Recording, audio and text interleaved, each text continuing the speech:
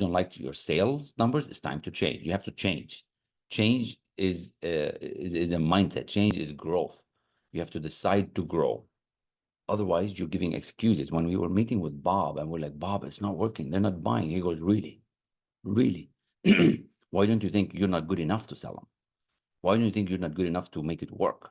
Why do you think that you don't know enough yet? You're not ready for it yet. Oh, Bob, you don't understand. And Bob goes, no, you don't understand. We got to go from ignorance to knowledge. We got to go from ignorance to knowledge.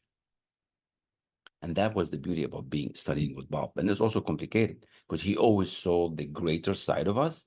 He always saw how well we can do, but yet we're like barely hanging on to the thing. And he's like, no, you can do it. And we're like, we're not doing it. No, you can do it. Because if you think you can't, you can't. And if you think you can, you can. So I remember one of the talks about this will with Bob. He goes, are you really who you pretend to be? It will be the second line that you might want to write down. Are you really who you pretend to be? Who are you? Are you really who you pretend to be? See, it's not an accident that you're here today. It's not an accident that you're listening to this stream from whatever part of the world you're on. It's because you're onto something, but you don't know how to go forward. Are you really who you pretend to be? It's not an accident that you're here.